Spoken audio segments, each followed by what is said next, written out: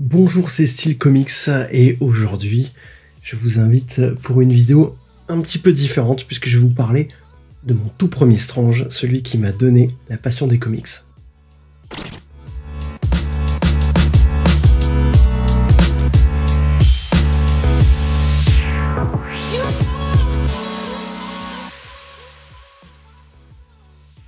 Alors donc voilà l'objet du délit, celui par quoi tout a commencé. Strange numéro 172, paru en avril 1984. J'avais un petit peu plus de 8 ans.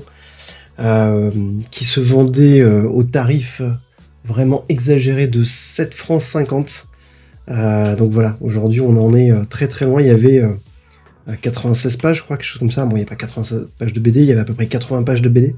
Mais voilà, un peu plus d'un euro, ça fait rêver. On en est très loin aujourd'hui. Mais à l'époque, ça paraissait déjà, ça pouvait paraître déjà assez cher, bien que comparativement, les BD franco-belges avaient moins de pages et du coup étaient 2 fois plus cher. Donc c'était ce type d'objet. Alors ceux qui n'ont jamais pu voir ce genre de support, aujourd'hui on va râler sur le papier couché ou pas couché, la couverture cartonnée rigide, voilà, on en est très très très très loin. On n'était pas loin du pulp, d'ailleurs c'était du papier qui avait cette consistance-là un peu rugueuse, etc. Enfin, moi, j'adorais ça. Les couvertures étaient légèrement cartonnées, mais voilà, on n'était pas dans la couverture, cartonnée comme aujourd'hui. Reliure simple. Bon, autant vous dire que ce n'est pas exactement mon exemplaire d'origine, puisque j'avais tellement lu qu'il était dans un état pas croyable. Et parce que je pense qu'à l'époque, je devais me lever le matin avec un Strange et me coucher le soir avec un Strange. Donc, sachant qu'un numéro comme ça sortait par mois, que je pouvais en acheter qu'un seul par mois. Donc, autant vous dire que quand vous avez au bout d'une année que 12 Strange et que vous adorez, vous passez votre temps à lire, ça s'abîme très vite sur toute cette qualité-là. Donc, je l'ai racheté quelques années plus tard, d'occasion, parce que vraiment le mien, je crois qu'il avait la couverture abîmée et tout, c'était plus possible. Mais en fait, je voulais y revenir parce que c'est, outre le contenu dont je vais parler, évidemment, et notamment, je vais vous proposer un petit comparatif entre Daredevil tel qu'il était à l'époque, tel qu'on l'a lu, et tel qu'il est, en fait, tel qu'il est sorti aux États-Unis, et je l'ai dans cette édition-là, qui sont les Marvel Visionaries par Frank Miller, dont les épisodes vont ressortir en omnibus, je vais y revenir. À l'époque, je me suis retrouvé, en fait, avec un magazine dans lequel on trouvait Spider-Man. Donc vous pouvez voir cette magnifique image intérieure de deuxième de couverture, je pense dessinée par Jean-Yves Mitton, par certains côtés, ça, notamment ici la texture des reflets et tout, ça me fait beaucoup penser à lui sur Micros. Mais c'était pas signé en fait à l'époque. Et donc on avait Spider-Man qui s'appelait l'Araignée à l'époque, Daredevil, Iron Man et Rome. À part Spider-Man, et je pense vaguement Iron Man, mais je ne connaissais aucun des autres personnages qu'on va voir. Et en plus, voilà, c'est mon père qui m'avait offert ce comics, il y connaissait rien du tout, il a pris ça au hasard chez le marchand de journaux un jour pour me l'offrir. Et donc vraiment, déjà rien que cette couverture-là, je ne connaissais personne. Et c'est ça qui, je trouve, assez intéressant, et j'ai essayé en m'y replongeant, d'essayer de comprendre pourquoi, en fait, alors que je lisais déjà un peu de BD par ailleurs, qu'est-ce qui a fait que dans ces pages, j'ai trouvé des choses qui ont fait que voilà, les comics, c'est devenu une grande histoire d'amour depuis. Et en plus, ce qui est intéressant, c'est que c'est des séries totalement différentes qui, certaines ont marqué, d'autres un peu moins, etc. Mais je pense que ça a posé aussi mes fondamentaux de lecteur, et je vais essayer de l'expliquer tout au long de cette vidéo. Déjà, pour commencer, cette couverture, rarement, en fait, j'ai été, au-delà de l'aspect nostalgique, j'ai été rarement autant estomaqué par une couverture, alors que je ne connaissais absolument pas, effectivement, ces personnages. Puisque, en gros, c'est vraiment la composition et vraiment la beauté graphique. Je vais essayer de zoomer un tout petit peu quand même. La beauté graphique de cette couverture, qui encore maintenant me subjugue. Elle est signée Jean Frisano, je pense. Qui était l'artiste qui signait beaucoup de couvertures pour les éditions Lug, qui éditait Marvel à l'époque, qui parfois s'inspirait de couvertures originales, mais qui avait cette particularité déjà d'être un très grand artiste, mais aussi d'avoir un sens de la couleur incroyable, puisqu'il peignait ses couvertures.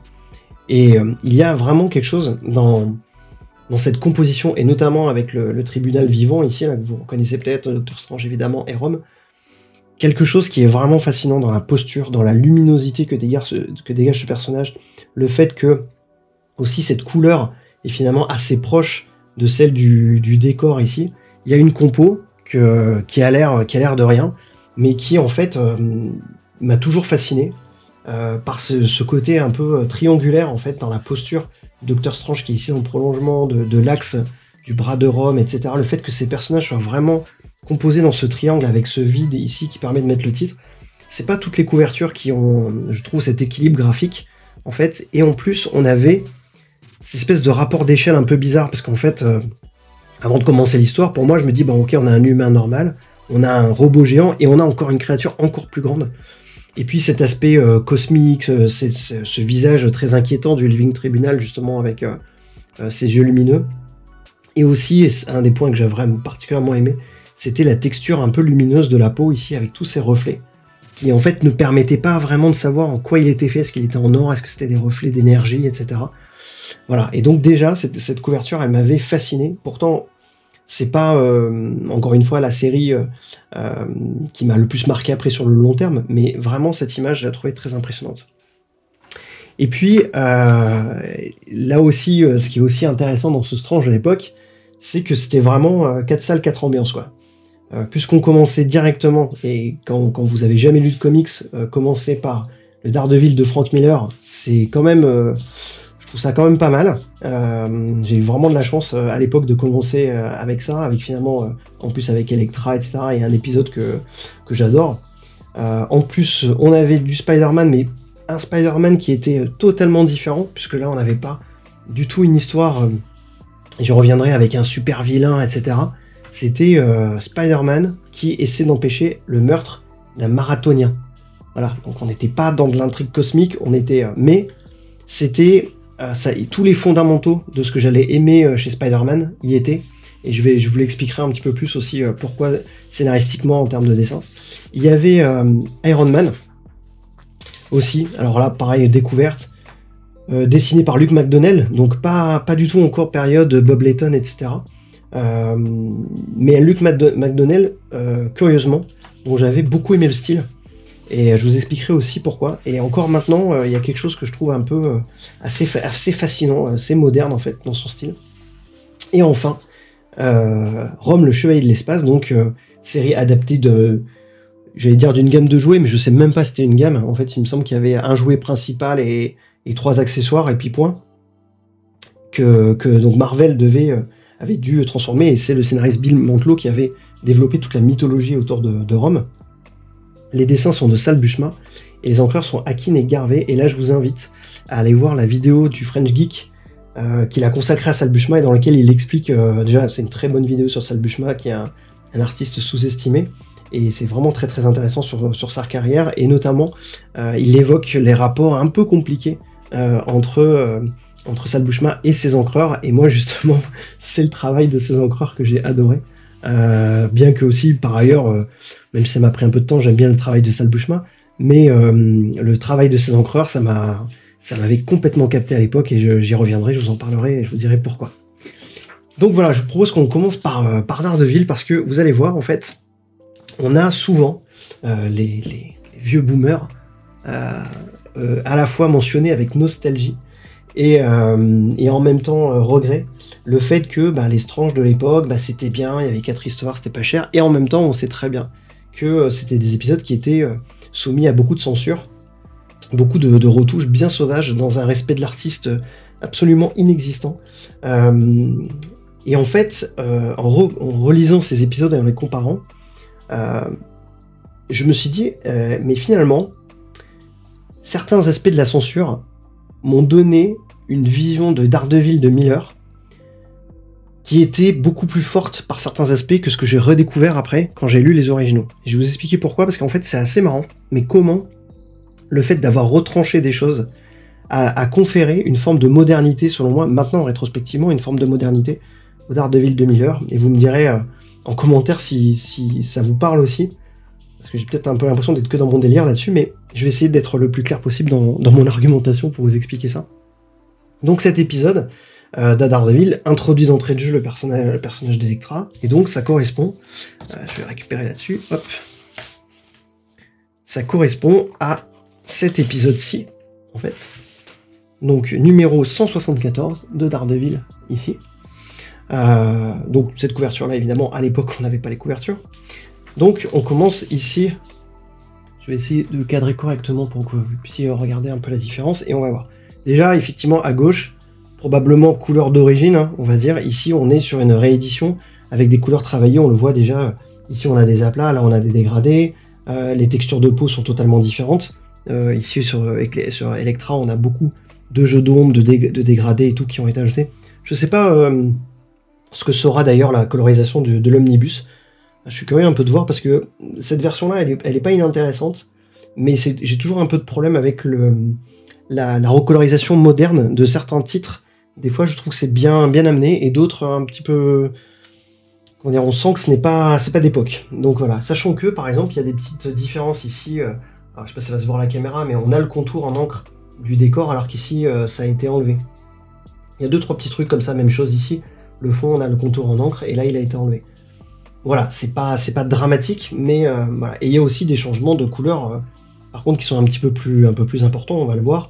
Dans les choix notamment des décors, etc.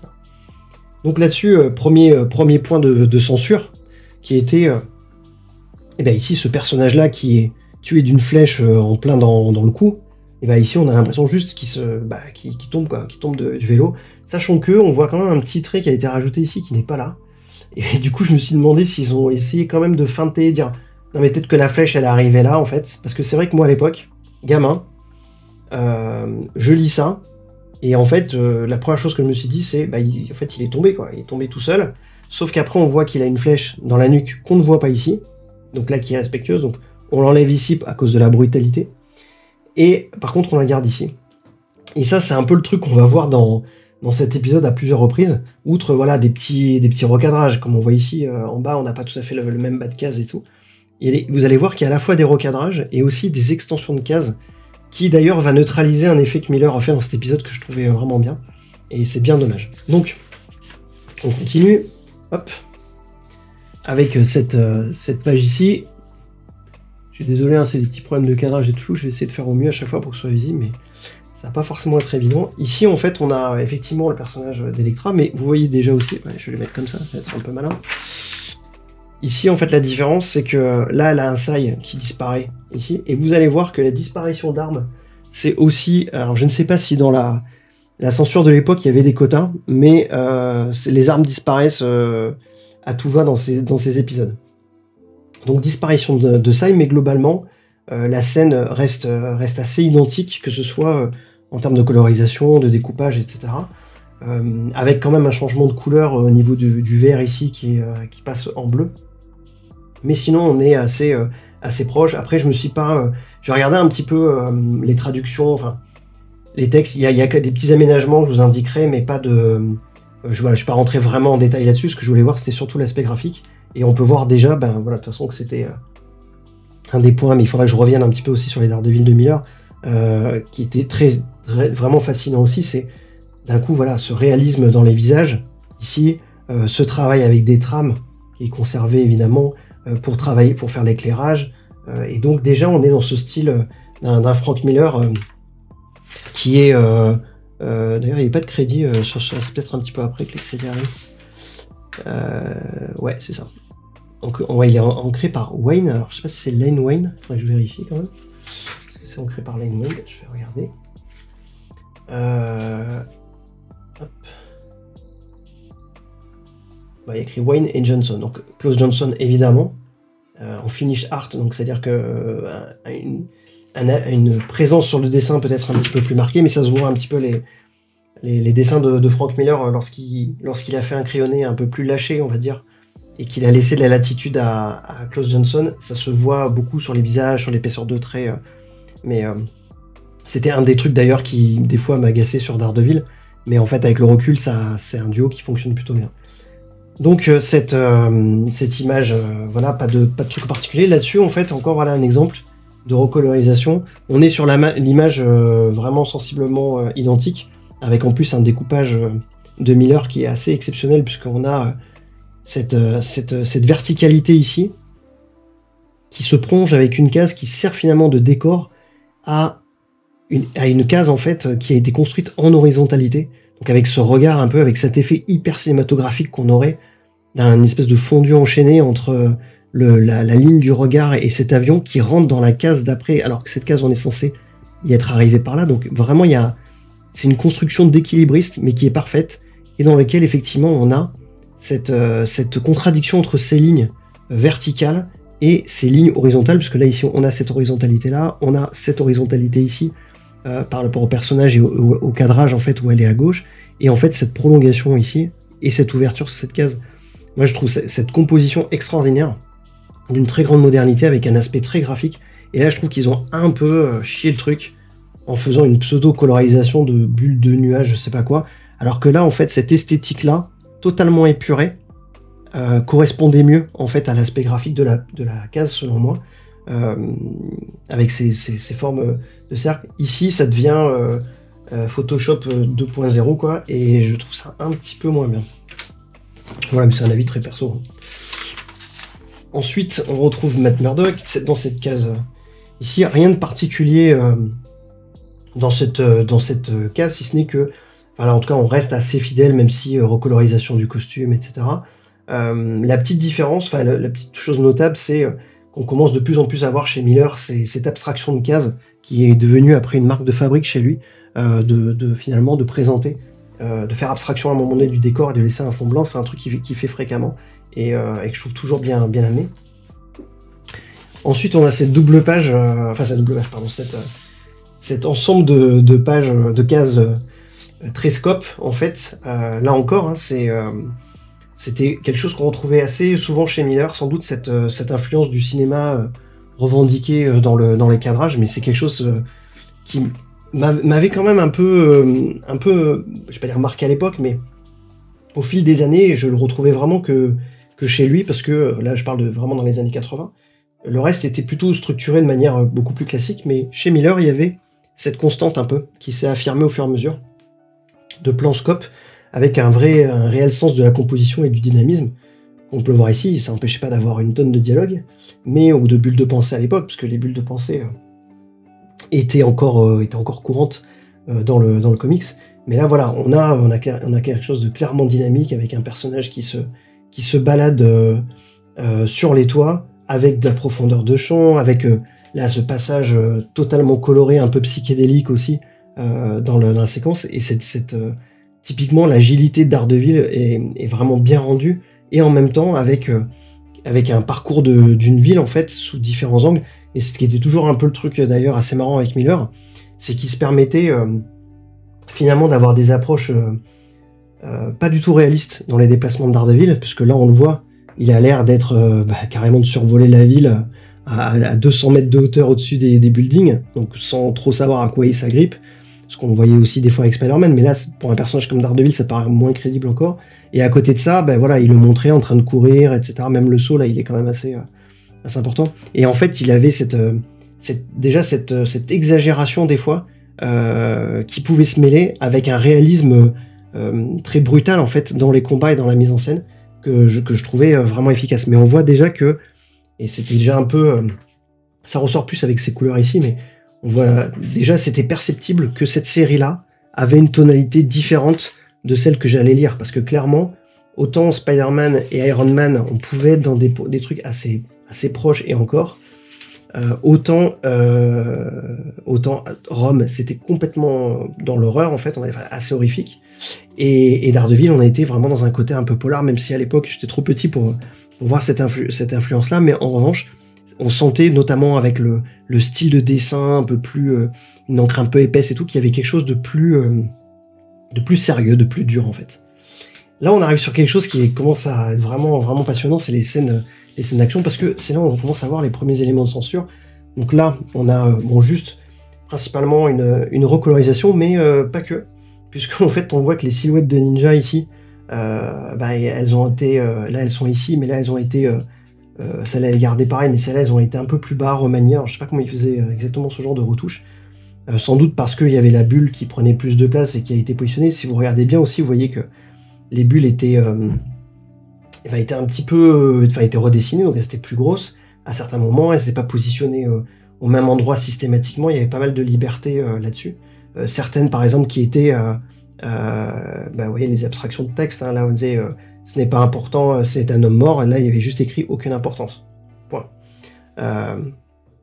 Donc là, on rentre dans le domaine de la scène d'action et on va voir les petites et les grandes altérations qui vont être faites. Donc là, par exemple, hop, et c'est là où je vais vous dire exactement pourquoi je me suis dit finalement, je pense que je préfère ça. Je préfère le Strange d'origine. Je m'explique.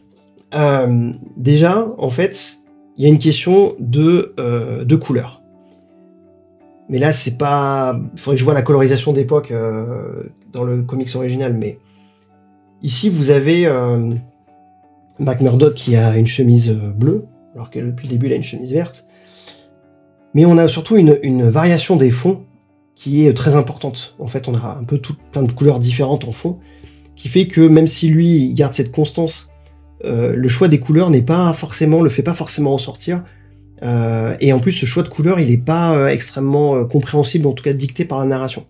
Et il peut pas non plus être réaliste, puisqu'on passe du bleu à du jaune, à des couleurs complètement différentes. Ici, on a déjà une cohérence sur cette tonalité jaune un petit peu, et on a quand même aussi cette tonalité un peu verdâtre qui se maintient, et qui fait qu'avec un personnage qui a une chemise verte, on a quelque chose finalement à l'œil, je trouve, qui est plus flatteur, en tout cas qui fonctionne mieux, puisqu'on a une espèce de tonalité jaune verdâtre pour le héros, et on a du rouge qui tranche un petit peu plus pour la main.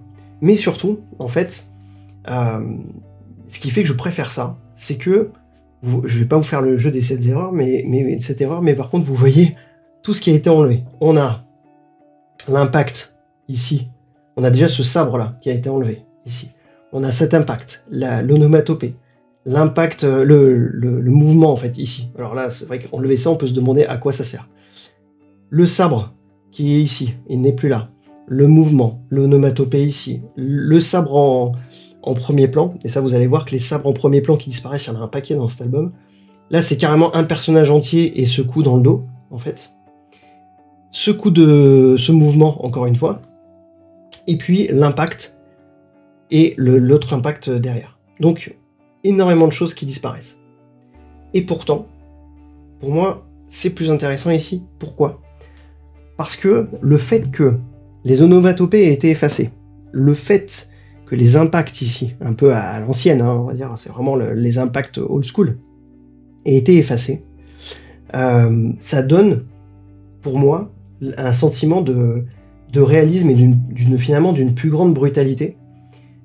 Parce que, en fait, ici, on donne à la brutalité, on donne à la violence du coup, une représentation sonore, mais bon, graphique en l'occurrence, et aussi graphique ici, dont je n'ai pas besoin, en fait, et qui voire même me prémâche un peu trop le travail, on va dire. Là où en fait, ici, l'impact, il est tout autant bien rendu par le dessin et par le trait aussi, parce que là, on n'a pas de doute sur le fait que ces personnages prennent des coups, mais je n'ai pas besoin, en fait, mon cerveau fait le travail, en fait, d'imaginer cet impact. Je n'ai pas à lire Klug ou Wok, en fait, ou Kang, ou Shud ici, en fait, c'est le mouvement qui me fait comprendre l'impact. Ce coup-là, par exemple, ici, c'est quelque chose qu'on ferait aujourd'hui, c'est-à-dire que on aurait juste la position de la main et l'orientation de la tête qui donne cette indication qu'il y a eu impact, que le personnage a été frappé. J'ai pas besoin de cet éclair, en fait. Même chose ici. Le simple fait de la façon dont il est dessiné le pied, je n'ai pas besoin de voir ici cet impact. Et donc, du coup, cette absence, même si on garde une petite onomatopée ici, mais de ces principales onomatopées un peu grossières, en fait, et qui ramènent à cette dimension comics de l'époque, ici, comme elle est enlevée, je trouve qu'on arrive finalement à ce qu'on obtient aujourd'hui dans les scènes d'action, c'est-à-dire des scènes d'action qui sont pour la plupart allégées des onomatopées historiques, on va dire, et finalement on est dans une épure silencieuse qui, pour moi, rend la scène de combat encore plus impressionnante, encore plus encore plus graphique, encore plus cinématographique, justement, parce que je trouve que ces cadrages-là, appliqués en absence d'éléments comme ça ou d'onomatopée, donnent encore plus l'impression de voir un storyboard. Et aussi parce que dans cette décomposition, finalement, les personnages qu'ils enlèvent, donc que ce soit cet élément de sabre ici, ou ces personnages-là, ou même le mouvement ici, ou l'onomatopée qui comble le vide, ben justement, ça crée de l'espace, ça crée de l'air, qui fait que, graphiquement, je me retrouve avec, effectivement, ce personnage qui se déplace, en fait, qui est d'abord tourné vers la gauche, qui se retourne, qui frappe en arrière, qui part à droite et qui revient. Et du coup, comme mon attention, finalement, est vraiment bien focalisée parce que les éléments disruptifs que sont les onomatopées ou les personnages autour viennent s'enlever, et d'ailleurs on a plus l'impression qu'il est en train de faire le ménage autour de lui, puisqu'au fur et à mesure on a le vide qui s'installe, et ben je trouve que cette impression-là, elle est plus marquée ici que sur cette planche-là, qui a aussi de l'impact, hein, mais a quelque chose de plus chaotique et aussi de plus traditionnel, on va dire, dans le comics. Donc voilà un exemple où je trouve que la censure, bon, pas non plus, ça change pas l'histoire en fait, mais même si là on pourrait se dire, bah ouais, c'est quand même un peu dommage qu'il prend un coup et là il prend rien. Et pour autant, je trouve qu'elle a donné une espèce de comment dire, ouais, d'aspect très cinématographique, très chorégraphié, qui va bien avec le découpage de Miller en plus, mais rajoute une espèce de modernité, paradoxalement, à ce qu'était le comics réellement à l'époque. Mais on ne peut le percevoir comme ça qu'aujourd'hui, à l'aune de l'évolution des comics qui ont effectivement ont commencé à s'affranchir pour certains des traits de mouvement, des onomatopées, etc. Et à l'époque, c'était pas du tout, je pense, cette perception-là. Mais je trouvais ça marrant, en fait, de me rendre compte que des années après, finalement, ce qui a été de la censure est devenu épouser déjà les codes de ce qu'allait être la mise en scène de l'action un petit peu plus tard. Donc voilà, j'essaie d'avancer aussi un petit peu rapidement là-dessus. Là, la seule modification, c'était le fait que ce sabre était planté dans le dos du personnage et il l'était pas, mais bon, on pouvait supposer qu'il avait été tué d'autres façons. Cette séquence-là, par contre, je voulais en parler parce que là, c'est pareil, hein, on est dans des petits changements, comme cette bulle qui est positionnée ici, alors qu'elle est là, et la main d'Electra avec le Sai qui n'est pas présente. Mais ce que je trouve intéressant, et là pour le coup qui est dommage, c'est que Miller, dans cette composition, a fait un truc intéressant. Il fait que toutes les séquences avec Electra sont en haut et en bas, dans des petites cases. On le voit, c'est une structure qu'il va utiliser pendant toute cette scène. Donc on commence, c'est un montage parallèle, on va dire, entre ce qui se passe dans le bureau avec Matthew et Foggy, et l'action d'Electra. Et là, en fait, ça a été enlevé. Et c'est très bien pensé d'ailleurs, parce qu'en fait, du coup, on ne fait pas de lien visuel de continuité, on a vraiment un sentiment de parallèle très bien fait, parce que comme les cases ne sont pas de la même taille, comme elles se superposent, on a vraiment davantage cette sensation de scène parallèle. Alors que là, en fait, c'est intégré dans une continuité de lecture beaucoup plus forcée, déjà d'une part parce que les cases sont de la même largeur, ici, mais en plus, il n'y a plus cet effet de superposition, qui je pense était à l'origine, j'espère. Et donc on a une intégration plus classique. Et puis aussi on a la prolongation, parce qu'on voit que ces cases-là, il a fallu dessiner. Alors en fait ce qu'on voit surtout c'est que ça a été un peu décalé ici, et en fait c'est toute la matière ici qui a été rajoutée pour pouvoir positionner la bulle. Même chose ici, hein, c'est de la matière avec 3 effets qui ont été rajoutés. Et en fait ça on va le retrouver à la fois sur cette page ici, donc agrandissement, suppression des lames, et puis même chose ici, disparition, et vous voyez encore toujours cet effet d'impact et de nomatopée qui est enlevé, et qui pour moi du coup fonctionne bien. On a la petite bulle en plus qui vient de dire oui, moi Electra, ce qu'elle ne dit pas, mais là en fait on est aussi dans une logique qui a été que pour le jeune lecteur de l'époque, on voulait lui rappeler qui était ce personnage-là, en fait. Mais voilà, il n'y a pas de grande altération, on a cette bulle à I Need You. Là pour le coup, on peut être partagé, c'est-à-dire qu'à la fois on a dans le tempo de la scène, il lui dit ça, et puis on a ici cette scène de silence, et en même temps, le fait que on ait ici cette bulle qui vient là, je trouve, met davantage en exergue cette réplique. Un petit peu comme si dans un film on avait changé le plan, on avait fait un zoom, pour beaucoup plus insister sur en tout cas faire un cut, pour insister sur cette bulle. Là, c'est pas le cas, on est dans la continuité. Ça marche aussi dans les deux cas. Donc, voilà, une modification que je trouve pas... qui change un peu le storytelling, pas beaucoup, mais un petit peu. Mais voilà, qui est pas non plus déconnante. Et puis voilà, cette comparaison, là, encore une fois, pas grand-chose, si ce n'est ce recadrage. Un effet d'ombre beaucoup plus accentué, d'ailleurs, ici, par rapport à l'éclairage. Et puis, voilà, ce que je trouvais qui fonctionnait bien, quand même, c'était cette bombe là qui sort de la case en fait, qui sort de la case parce qu'on a vraiment l'impression que tout l'enjeu ça a été de contenir le combat dans la case, et là le fait que le personnage en fait arrive à envoyer sa bombe fait que la bombe sort de la case, donc il y a vraiment une symbolique plus forte, je trouve, que le simple envoi ici. Mais bon voilà, après c'est tellement bien cadré, tellement bien dessiné et découpé que ça passe. J'avance un petit peu plus, on va revenir aussi après sur d'autres points. Ouais. Bon là, une chose, hein, on est, vous l'aurez compris, dans la disparition de, encore une fois, des lames qui étaient ici et qui sont là. Mais là, effectivement, on va rentrer dans le domaine du remontage et de la disparition encore à outrance. Voilà, des lames qui sont ici, des impacts, des onomatopées, celle-ci.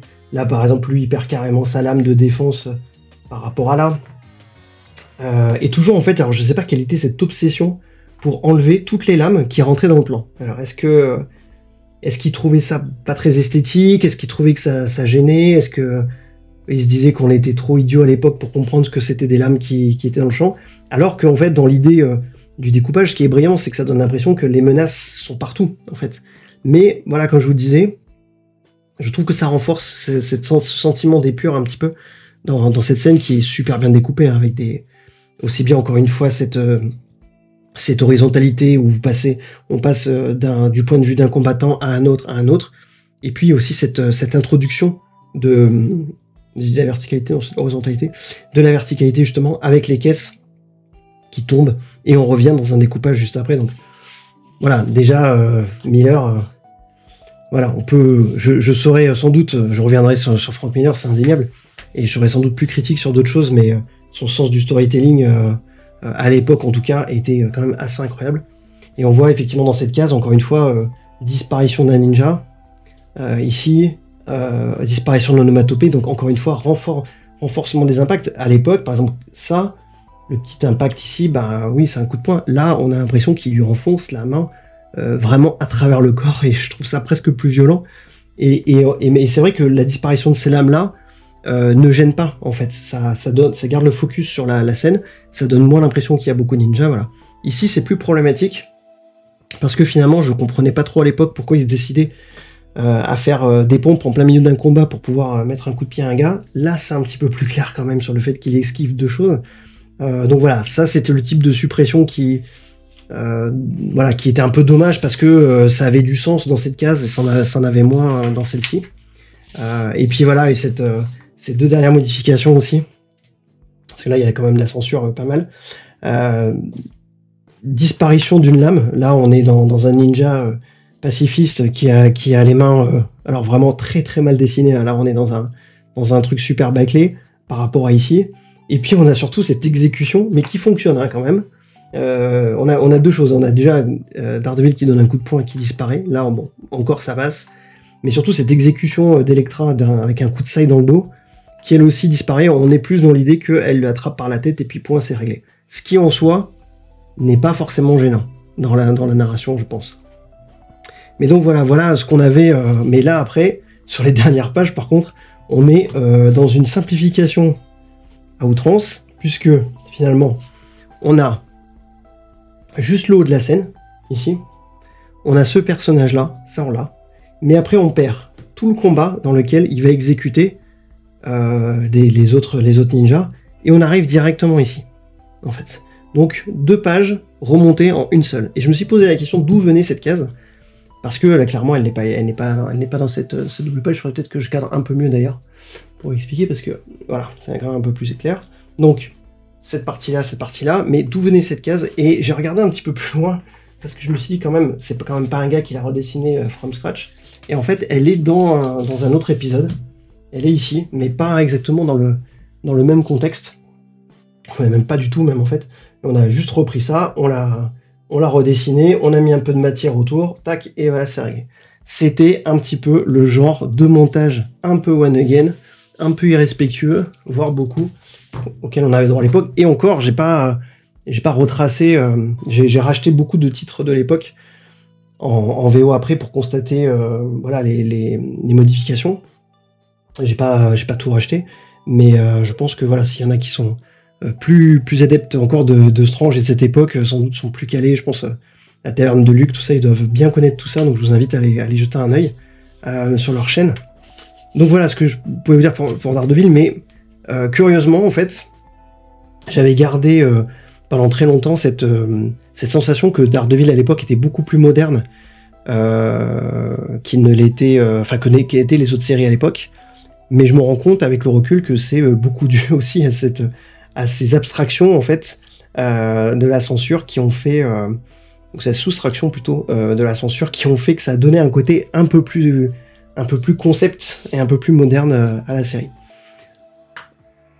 Je regarde le timing, je vois que ça fait déjà presque 43 minutes, alors je vais créer un cliffhanger insoutenable dans cette vidéo, même si je m'étais dit que je ferais pas forcément des vidéos en plusieurs épisodes, mais j'ai encore d'autres trucs à dire sur les autres et je vais pas faire une vidéo de 2 heures sur un Strange, parce que déjà je pense que c'est pas la vidéo qui va être la plus regardée de la chaîne.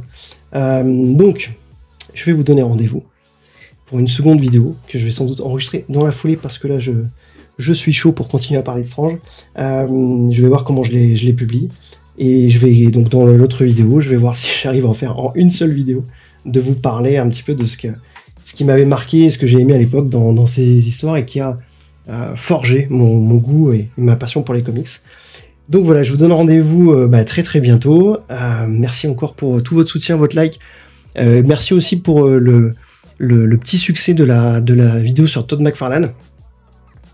J'étais extrêmement content et en même temps je me suis dit, c'est pour une fois je suis un peu critique sur un artiste, donc j'espère que c'est pas ce que vous aurez retenu de l'épisode, parce que c'était pas le but de défoncer un artiste. Je suis pas très fan du fait de défoncer le travail d'un artiste. Si j'aime pas, je ferai probablement pas de vidéo dessus. En tout cas, si j'aime pas du tout. S'il y a quelque chose à en tirer dans l'analyse, pourquoi pas, mais c'est pas vraiment l'idée que j'aimerais développer sur la chaîne. Mais en tout cas, je pense que c'est parce que c'est aussi un artiste où je vois dans vos commentaires et retours, vous êtes beaucoup comme moi à avoir finalement une posture un peu à la fois d'apprécier son travail un peu par nostalgie aussi parce qu'il y a des qualités, et en même temps depuis le temps d'avoir pris un peu de recul par rapport à ça. Donc voilà, ça m'a fait très très plaisir et c'était très intéressant aussi les différents retours que vous avez fait, donc merci beaucoup. Et puis voilà, donc je vous donne rendez-vous bientôt. Merci pour vos commentaires, vos likes, votre soutien à cette petite chaîne qui a bien progressé en quelques semaines. Et puis très vite pour la suite de ce Strange historique, 172 avril 1984. Et puis surtout, oui, dernière petite chose, si vous aussi vous avez été lecteur, si comme moi vous êtes un vieux lecteur et que vous avez eu ce Strange là, n'hésitez pas à me dire en commentaire ce que vous en avez pensé. Voilà, ça m'intéresserait de savoir comment vous l'avez perçu à l'époque, si c'était pour vous un Strange important ou pas, voilà, et quel est votre Strange, si vous avez commencé Strange, Passage Strange, Titan, etc. C'était quoi le premier que vous avez eu. Donc voilà, à très bientôt, et puis pour parler de Spider-Man, Iron Man et Rome. Ciao, prenez soin de vous.